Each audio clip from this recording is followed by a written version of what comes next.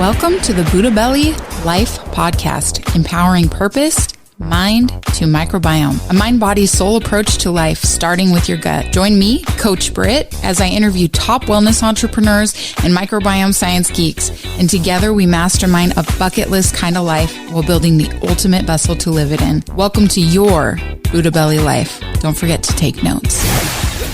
What does it look like to get where you want to go? Okay. I have no diet. I only have a lifestyle. So I've gotten rid of this idea that I have to eat a certain way. I want to eat a certain way. I can have pizza right now. I could have beer if I want, and I won't have symptoms. I've tested that. Okay. And I've built my shield. That's why I call my program Shield. I've built my body's natural defenses to handle a little poison called alcohol and pizza. Okay. I never have it. And the reason I never have it is because I don't want it. I've actually eliminated the connection, the community connection of, hey, it's Friday night. I want to drink with you and party and connect. I don't need that anymore. Hey, it's Friday night. I want to go have pizza with you and play games. I don't need that anymore. Now that takes time. So I have a lifestyle that makes me both happy and healthy. Write that down, guys. You have to be happy and healthy for long-term success. If you're missing one, you're going to fail. Okay.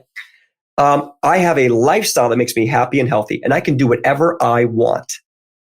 Everyone who's sick, they can't. They have to be on their diet, and they can't eat certain things.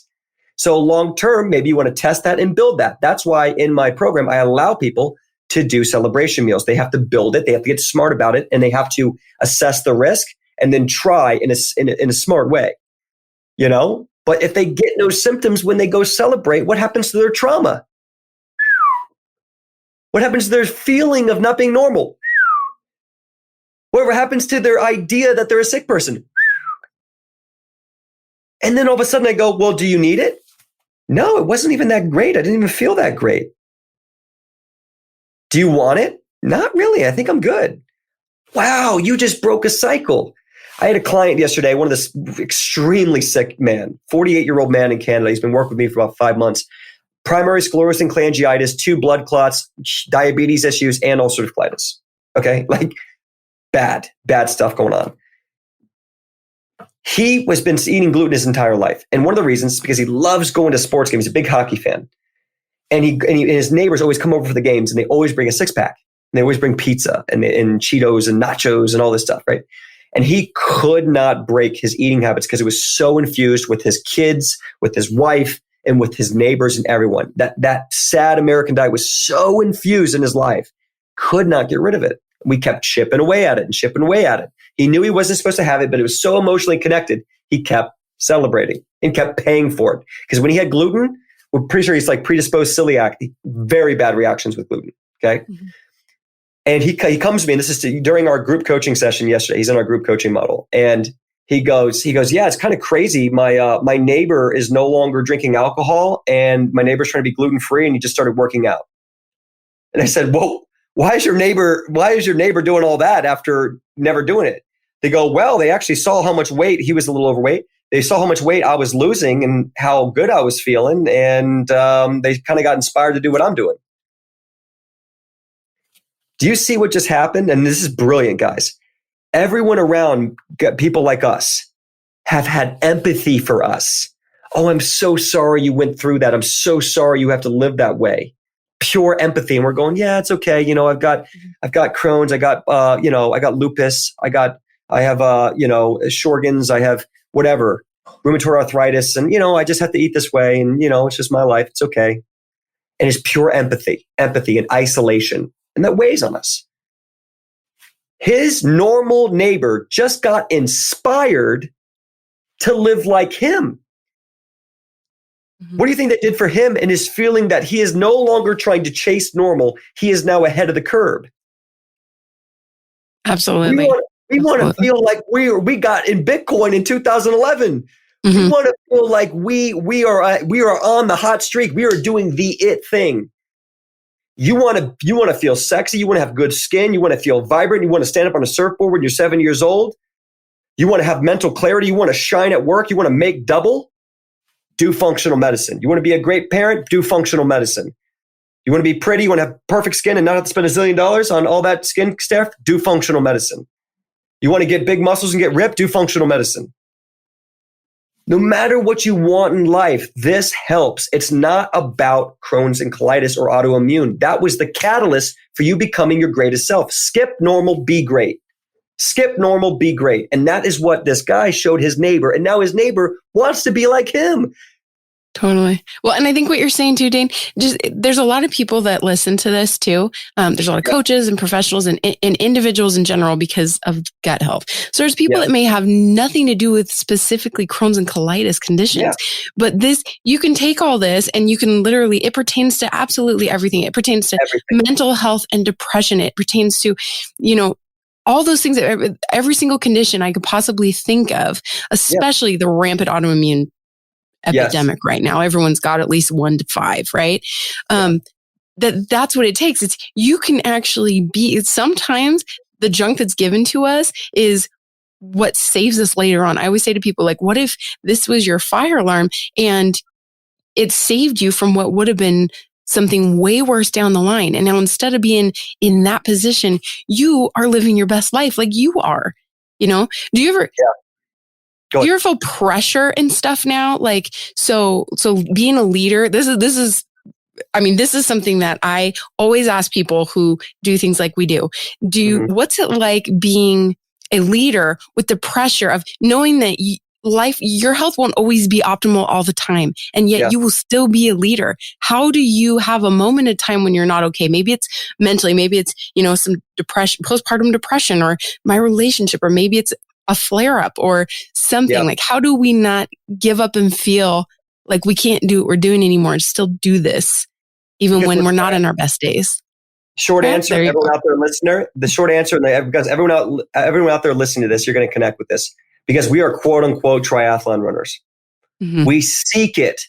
The reason why you are overwhelmed and I get overwhelmed is because we're seeking it. We could keep our businesses nice and small and stop trying to grow. We're not. We're crazy. We're literally putting the stress on ourselves in a lot of ways. So how do you, when you are a leader, you are asking for stress. You are asking for adversity. You are asking to chop down that and go through that journey. But that's where the flavor is. That's where the feelings are. That's where the growth is. That's where we feel most alive. I do have to ask myself this, and let me be real. I'm not perfect. I know this sounds like a rah-rah-rah speech and everything sounds great. I am not perfect. And I have doubts and worries and fears and angers. And sometimes I wake up and go, why am I killing myself building this company? Sometimes I take clients at 7 a.m. till 7 p.m. And then I got father duty. There is sometimes zero time to even eat. Today, it's 2:00. I've had a shake. I haven't even eaten. Is that healthy? Nope. That's real talk. I'll tell you right now what's wrong with me. Sometimes I push too hard in my business and I get too stressed and I get too overwhelmed, and then I kind of break and I have to take a few days off and reset. And then you know what I do? I wind up again and I get so excited that I push myself till I get overwhelmed again. I completely relate to everything you're saying right now. I am not good at balance yet. And I'm working on that. And I rarely turn a client away. When you deal with health, I literally get hundreds of emails every day of people with extreme issues. That's a lot of energy that I have to be balanced. I have to have such good energy with me that I can give my energy to those extreme cases. So if I have I can't afford to have if I have a bad day and I've got 5 clients who are having reactions and blood and pain and cramping, and one of them's got doctors saying this, that, and the other, I've got to be really stable. So all of my energy goes into my family and my business. And COVID helped me kind of get into that gear because I wasn't leaving the house anymore. So I was like, great, here we go. Here's an 80-hour work week. Yeah. Right? So to all my leaders out there, to all of you who are thinking big, at a certain point, we have to check our ego. You got to understand how much of this is ego and how much of this is impact. And I got to ask myself that too. So I'm talking to myself as I'm saying this to you. How much money is enough? What do you really need to make? Because there's making more and there's spending less, and they're both equally valuable. And you know what's easier? Spending less is so much easier than making more, because when you make more, you're also selling more of your time and more of your energy and more of your accountability and what you have to do, which takes you away from your presence and your family and a lot of things that make your spirit happy, because your spirit doesn't give 2 cents how many commas are on your paycheck. Your spirit wants love and community and sunshine and being outdoor, and you've got to battle that. So if you're someone who's saying, you know what, I don't need to make a lot. I don't need to be a leader. I want to have this impact over here and I want to be balanced with my life. Great, you got it. Because asking for less allows you to actually, I find, get more spiritual nourishment quicker. Mm-hmm. Sometimes I look at people who just set the bar lower, and I almost am like, man, that's smart. Especially if you've been sick. That's smart. Like, that's not dumb. That's smart in a lot of ways because it's happiness. Like, people want to eat. The ego wants to talk about, like, I think legacy is pure ego. We're all dust in the wind eventually. I'm not pessimistic, and I definitely believe in God. But like, your legacy really is your spirit's legacy, like how your spirit feels and how your family feels. And you're going to sell that for a bunch of strangers? Check it. There's some ego involved in our ideas of what we're going to do in this world. Mm-hmm. So like, you're going to say that you care more about what's going on with these strangers than what's going on with your mother or your father or your son. So That's me talking against myself. I'm talking against me there, guys.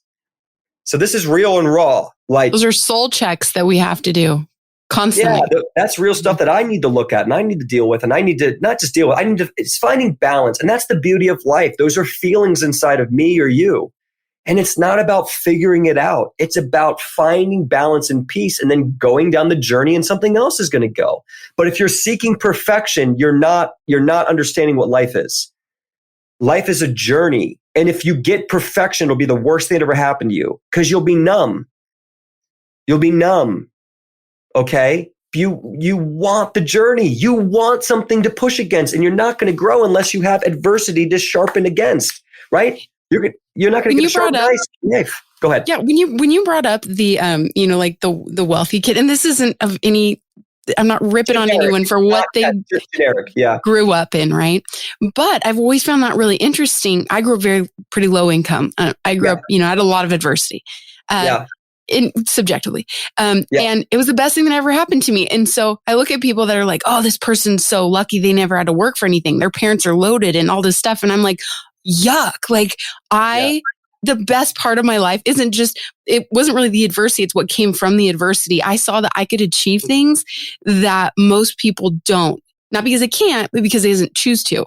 I was able to build a business from scratch out of nothing to a great level and support my kids as a single mom when I needed to. Like, that was like such power to me that I'm like, I couldn't do that had I been handicapped.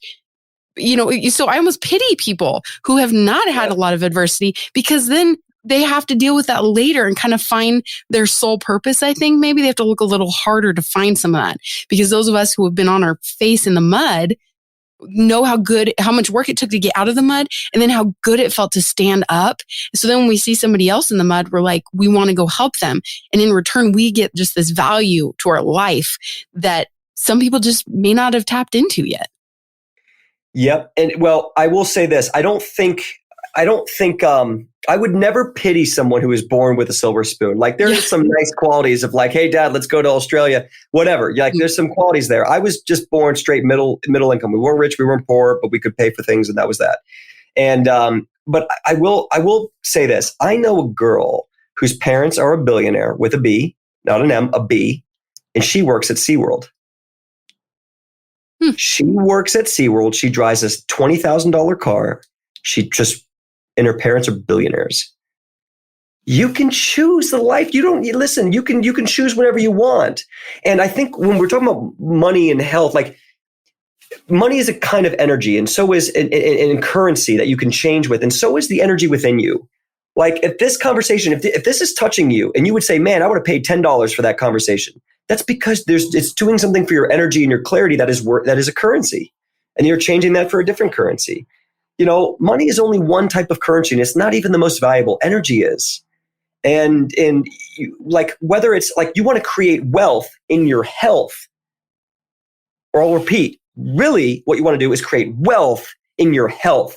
Passive, positive energy that pays you every single day, dividends, your house, the people you hang out with, your partner, your lifestyles and your vices, how you eat and how you feel. How you take time for yourself. I know so many of you guys who are working so hard to take money, and you literally sacrifice every moment of your mornings without doing a little bit of reading or meditation or going for a walk or just be present. You're going straight into work. I know other people who literally can't get to work and it's 1 p.m. and you're still watching Netflix. balance. Find balance and listen to yourself on what you want. There is no right way. There's your way. And the sooner you become CEO of your health, of your energy, of your happiness, you can start looking at it and saying, what do I want? And communicate that. But there's always going to be something to want and something to see, because that is life. That is life. Thanks for joining us in this week's Buddha Belly Life podcast. For more episodes, coaching resources, and gut programs, visit buddhabellylife.com. Don't forget to put us in your schedule for next week. And remember, keep showing up and enjoy the journey.